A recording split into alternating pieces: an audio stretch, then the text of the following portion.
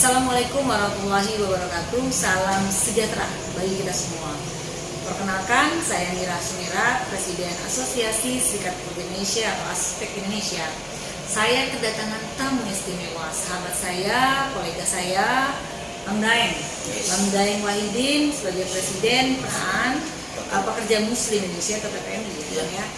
Ini ada beberapa banyak ya, sedikit lah ya Bang, nggak banyak. Saya minta penjelasan ke Abang terkait dengan Omnibus Law Undang-Undang Cipta Kerja. Saat ini banyak sekali perusahaan Bang. Ya kalau saya katakan, saya merasakan ya sebagai Presiden Aspek Indonesia ya, yang memiliki anggota kurang lebih 100.000 orang ini saya merasakan banyak sekali keluhan. Akhir-akhir ini perusahaan di tempat mereka bekerja itu memaksa, mengajak serikat pekerja buruhnya itu untuk membuat sebuah perjanjian kerja bersama, tetapi isinya itu ada dimasukkan undang-undang cipta kerja yang baru oleh Omnibus. Nah dari sini saya minta pandangan seperti apa sih?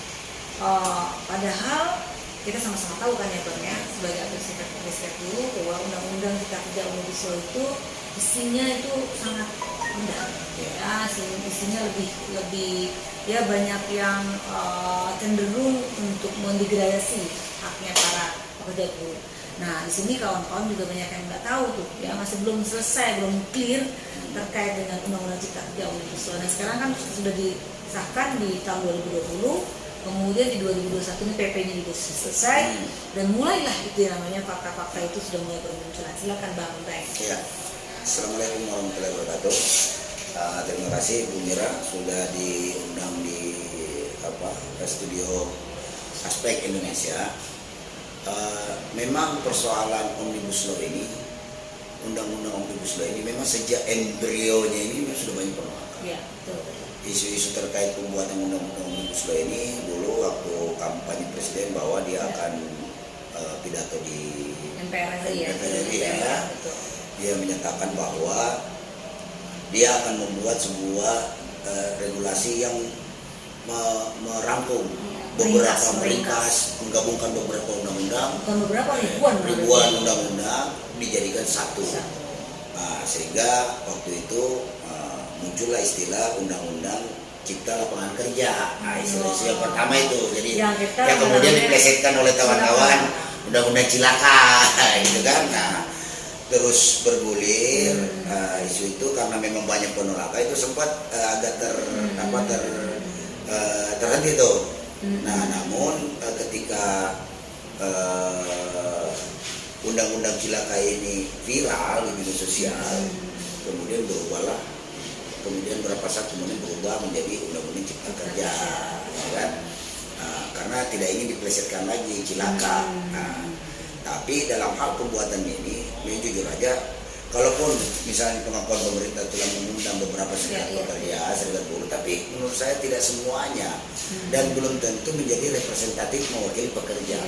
Karena beberapa pihak, terutama serikat-serikat pekerja yang anti terhadap undang-undang Omnibus Law ini yang sudah mengkaji lebih awal juga, karena kan draftnya ini kan sulit kita dapatkan. Waktu itu kan draft-draftnya masih beredar jelas yang halaman 1000, versi 1300, versi 900 Kemudian begitu ketemu, ketika banyak kritikan muncul, dibilang oh itu hoax pemerintah. Ya kan, sehingga kajian-kajian diskusi kita ini sedikit banyaknya terpengaruh oleh akibat informasi pemerintah yang menyatakan bahwa itu draft, nggak tahu dari mana asalnya. Nah, sampailah pada saya bilang tadi beberapa serikat pekerja dalam hal ini saya lihat teman-teman KSPI juga, Aspek Indonesia juga, PPMI juga begitu getol menolak ini menjadi undang-undang. Namun sayangnya memang pemerintah tidak mau mengambil resiko untuk mengundang serikat pekerja ya dalam hal ini benar-benar menolak, bukan menolak tanpa syarat, bukan menolak dengan bersyarat. Kalau kita ini kan menolak tanpa syarat, karena memang isinya ya itu tadi kita lihat banyak sekali, bukan cuma kepentingan pekerja, tapi kepentingan sumber daya alam kita, belum lagi lingkungan, tanah dan semacam itu. Tapi khusus untuk kita serikat pekerja ini, ketika dia sebelum disahkan saja itu sudah banyak sekali bahkan penolakan, bahkan ada 200 perguruan tinggi dan 54 guru besar yang memberikan syarat untuk tidak mengundangkan undang-undang ini sekian begitu banyak kok dibahas dalam waktu cepat. Dikebut semalam. Dikebut bahkan ditetapkan tengah malam. Dini hari. Iya, ujung-ujungnya ditetapkan tengah malam kayak juri kajian tengah malam. Ada apa ya bang? Nah, ya kan makanya ini yang menjadi pertanyaan kita. Tidak mendengarkan seluruh aspirasi masyarakat, baik itu serikat buruh, LSM, ormas, kelompok masyarakat lainnya yang nyata-nyata keberatan dengan draftnya. Nah, kok tiba-tiba ditetapkan oleh si siapa ini wakil ketua MPR tuh sidang paripurna, ya kan, si Aziz Samsudin yang ditangkap KPK kemarin. Oh, yang baru kemarin ditangkap ya itu, KPK. itu Yang maling uang rakyat. Nah itu maling uang raya ditangkap oleh KPK. Nah itulah mungkin jawaban daripada kaum buruh yang terjolimi oleh kebijakan Anda saat itu. Hari ini dijawab oleh Allah. Jadi di tengah kontroversi tersebut muncullah penolakan-penolakan, bahkan aksi besar-besaran yang tanggal 8 Oktober saya ingat persis itu, sampai ada aksi sedikit atau bakar-bakaran lah Jakarta waktu itu kan. Tapi saya pastikan itu bukan dari buruh. Iya. Kalau kita itu kan pihak-pihak yang memang sengaja yang menunggangi aksi itu, pada murni kami cuma ingin minta kepada Presiden Jokowi untuk tidak melanjutkan pembahasan. Waktu itu masih RUU. Waktu itu masih tidak melanjutkan lagi pembahasan ini. Namun lagi-lagi nggak tahu, kayak seakan-akan Presiden RI kejar target ingin segera dikebut. Nah inilah yang disayangkan antara eksekutif dengan legislatif. Legislatif dalam hal ini disfungsional. Seharusnya dia memberikan masukan, mengawasi jalan pemerintah, ini malah kong kali kok dan menjalankan amanat rakyat. Ya, harusnya tapi malah kong kali kok berkolaborasi bersama-sama membuat undang-undang Omnibus Law ini. Bahkan saking terburu-burunya ini disahkan, kalau tidak salah tanggal 2 November kalau tidak salah disahkan dia diketok Palu. Setelah aksi besar-besaran itu kemudian beberapa pimpinan buruh dipanggil di sana. Tetap masukan yang saya dapatkan itu bahwa tetap kritikan bahwa untuk sementara dipelajari lagi, tidak terburu-buru. Namun saya nggak tahu entah mengapa tiba-tiba undang-undang Omnibus Law 2 November kebetulan disahkan, 2020 disahkan tengah malam.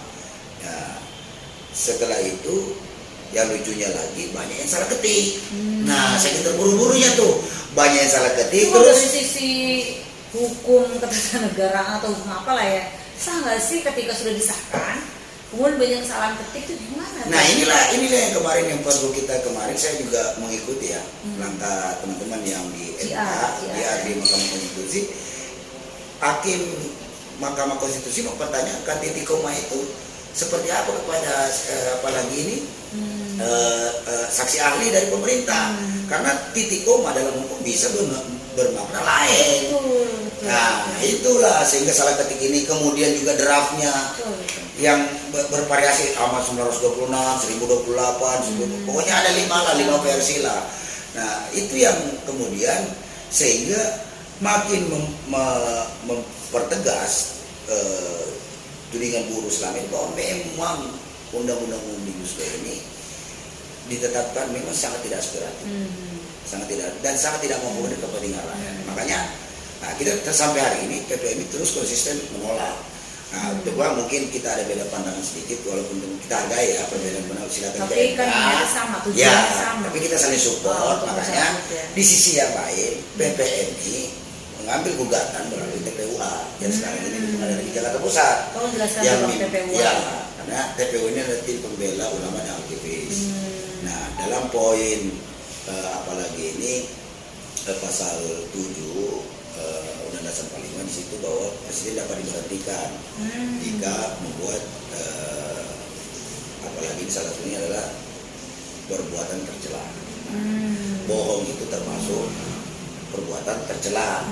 Nah, kebohongan itu banyak. Belum lagi apalagi ini kebijakan regulasi yang sangat merugikan rakyat. Contohnya salah satunya undang-undang Omnibus Law. Maka dalam gugatan itu kita minta kepada Presiden Jokowi untuk dapat membuat pernyataan secara tertulis mengundurkan diri sebagai Presiden Republik Indonesia.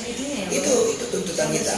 Nah, namun dalam waktu mediasi dengan pihak kuasa hukum Presiden, kita memberikan tawaran gagasan bahwa kalau misalnya presiden tidak mau mundur, silakan tobat nasuha.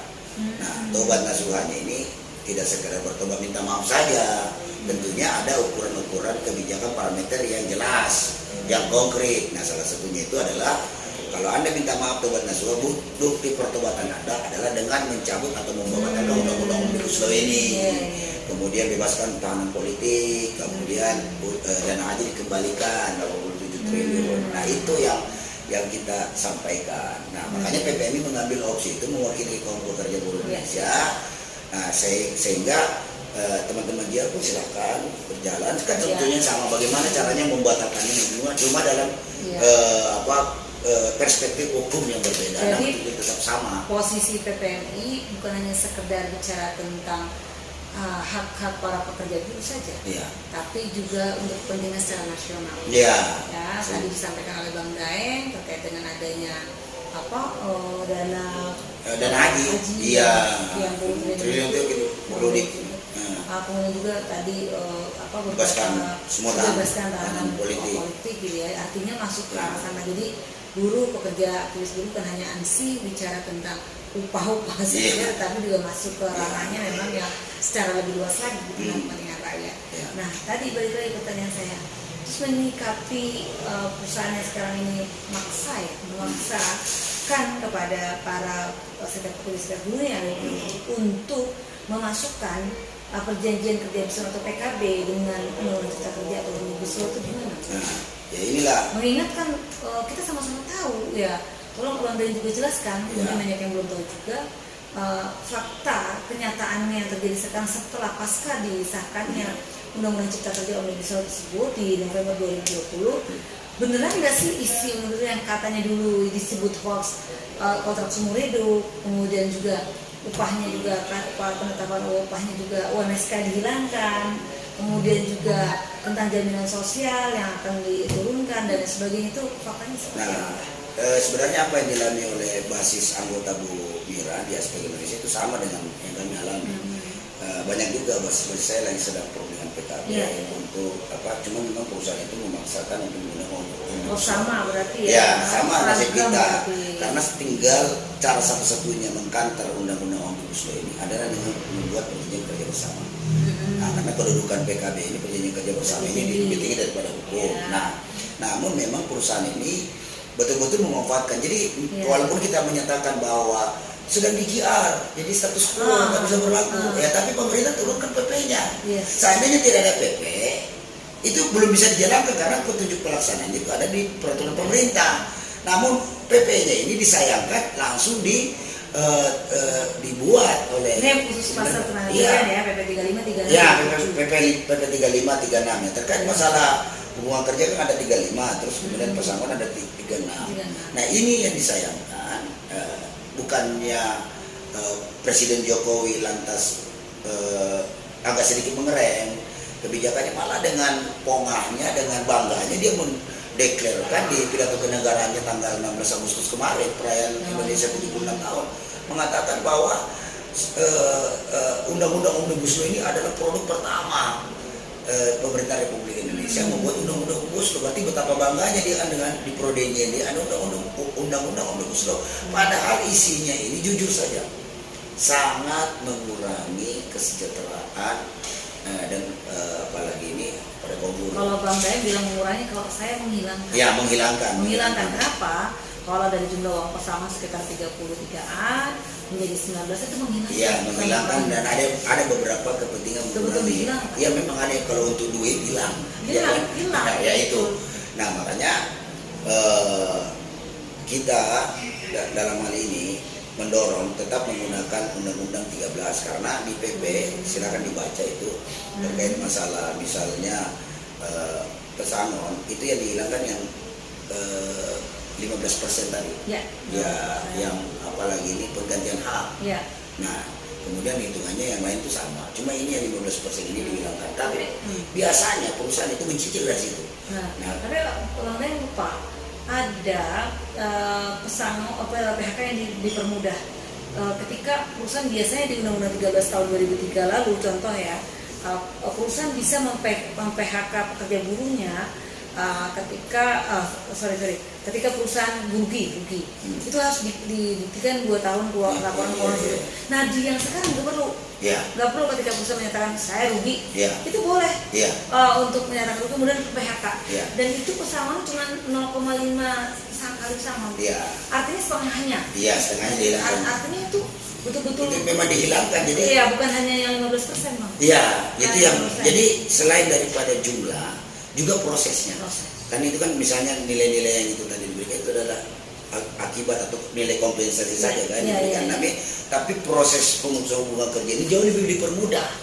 PHK lebih dipermudah, padahal seharusnya pemerintah ketika dia menjalankan amanah konstitusi, dia harus mampu memberikan kepastian kerja bagi seluruh rakyatnya, dan keberadaan Kementerian Tenaga Kerja itu memang seharusnya mengurusi pekerja, bukan mengurusi pengusaha, ya kan, dan melindungi pekerja Indonesia. Jadi kenapa ada itu namanya uang pesangon Indonesia, agar tidak sewenang-wenang pengusaha itu melakukan pengusaha uang kerja.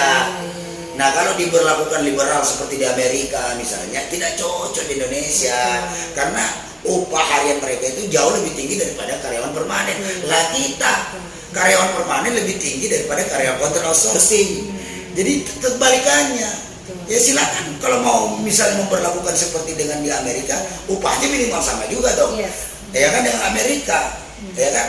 Nah itu baru dibilang ada keadilan di situ. Nah, tapi kalau Anda sekedar mengikuti gaya-gaya kebarat-baratan, lihat di sana tetapi esensinya dikurangi, tidak sesuai di sana, ya tentunya kami melakukan penolakan dengan keras terkait masalah kemudian melakukan putusan bekerja. Jadi saya tegaskan lagi bahwa keberadaan uang pesangon itu secara filosofinya itu adalah agar supaya pengusaha ini tidak mudah melakukan putusan bekerja. Bang, kalau perusahaan terus maksa gitu tuh apa ya, gimana kita harus bersikap ya, mau kerja kah atau kita dinunggu besar-besaran atau kayak gimana? Kalau padahal kan bicara tentang keberadaan undang-undang cipta kerja Omnibus Law itu kan standar minimal.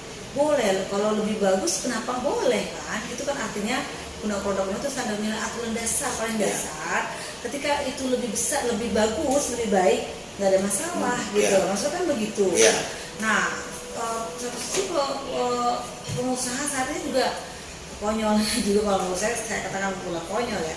Mereka juga memanfaatkan situasi pandemi COVID-19 yang satu sisi juga sesungguhnya di pandemi COVID-19 juga buruh juga terus dipaksakan untuk bekerja gitu loh.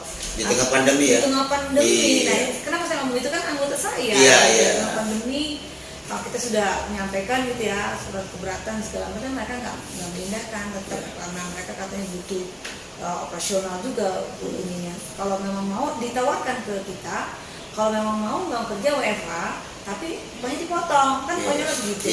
Artinya balik lagi gimana nih untuk menghadapi ya pengusaha perusahaan yang tetap ngotot gitu loh, memaksakan dirinya untuk memasukkan isi daripada perjanjian kerja bersama PKB itu dengan undang-undang cipta kerja atau Omnibus Law.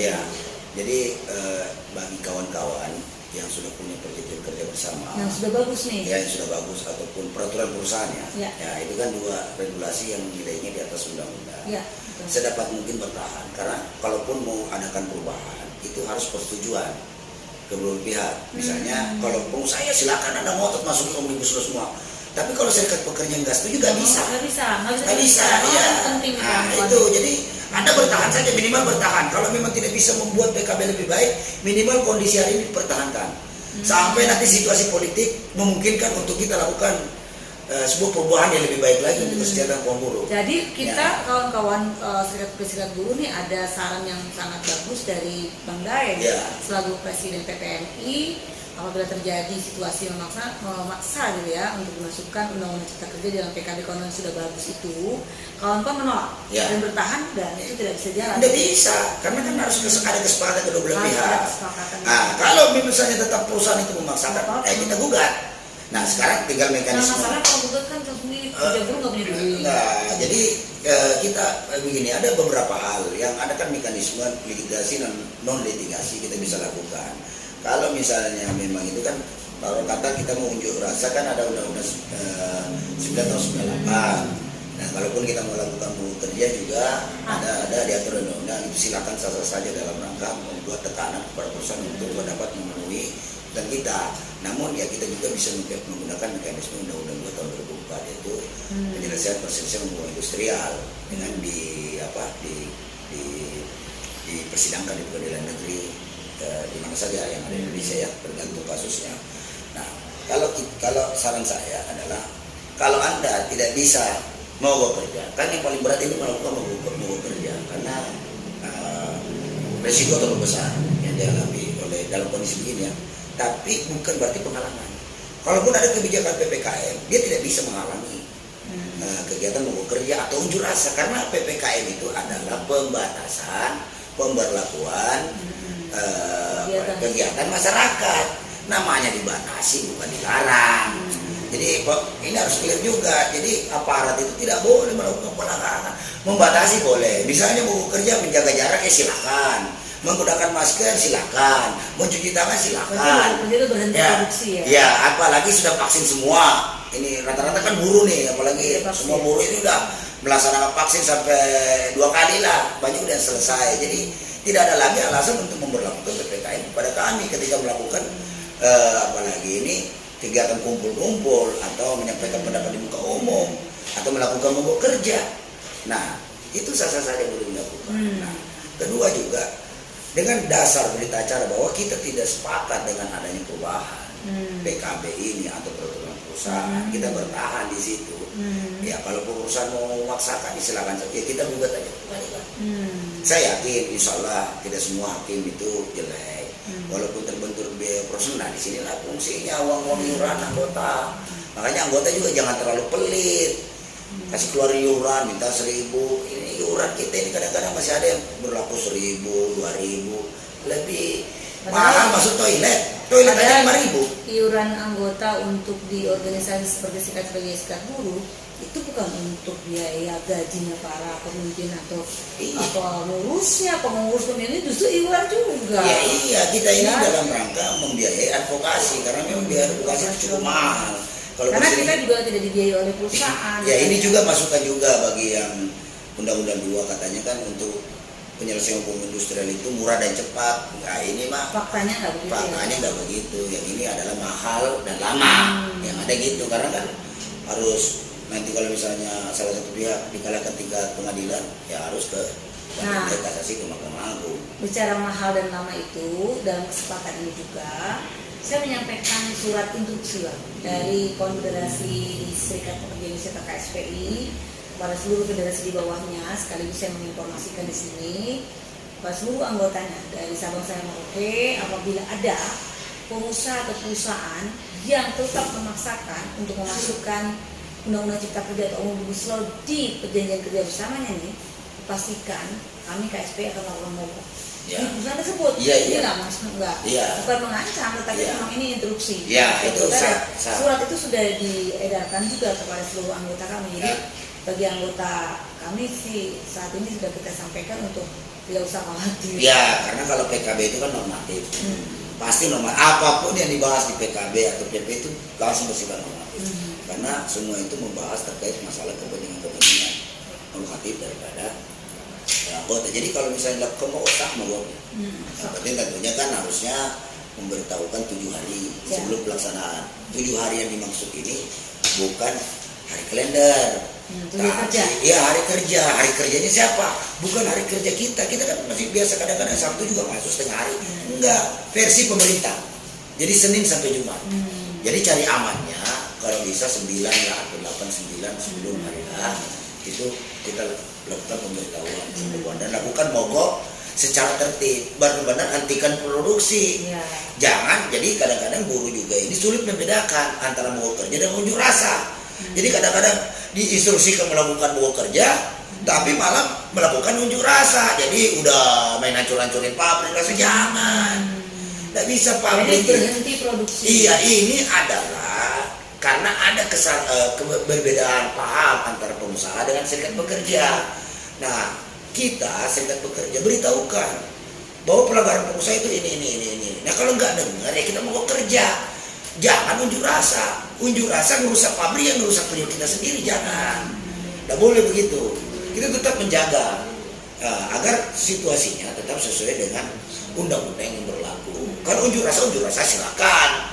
Teman-teman datang, solidaritas, buruh pabrik misalnya kepung tuh kasih ini. Tapi teman-teman yang di PUK itu silakan.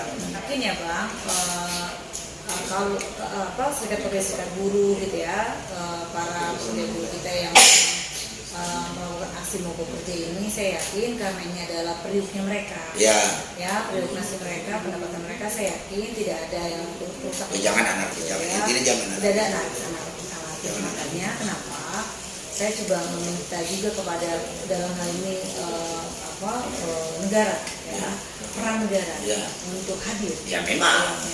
Wajib hadir. Ya, karena fungsi daripada mediator itu Dinas Tenaga Kerja ketika dia mendapatkan surat pemberitahuan mogok selama 7 hari atau berapa hari itu gunanya adalah mempertemukan para pihak ini agar jangan sampai terjadi pemogokan. Karena kalau terjadi pemogokan ya perusahaan yang paling dirugikan, dan pemogokan ini ada senjata pemungkasnya dulu. Kalau berhenti mogok, Anda tidak bisa menjalankan proses produksi barang dan jasa.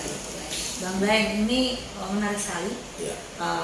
Saya kira diskusi lah ya, diskusi dan banyak ilmu yang didapat dari Bang Daeng selaku Presiden PPMI dan kawan-kawan di seluruh dimanapun berada di Desa Bangsa Merauke.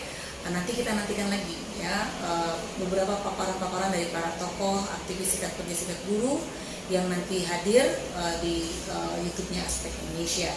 Sekali lagi terima kasih Bang Daeng atas ilmunya, dan insya Allah apa yang kita khawatirkan tadi ya, mogok kerja adalah jalan terakhir. Itu adalah senjata pamungkas para pekerja buruh yang sungguh terakhir lah. Sangat ditakuti oleh mudah-mudahan itu tidak terjadi, tetapi kalaupun itu kan nggak boleh dilarang. Ya itu konstitusional, makanya ada hak mogok. Siap. Makasih banyak Bang Daeng. Terima kasih. Assalamualaikum warahmatullahi wabarakatuh. Waalaikumsalam warahmatullahi wabarakatuh. Hidup buruh. Hidup buruh. Merdeka.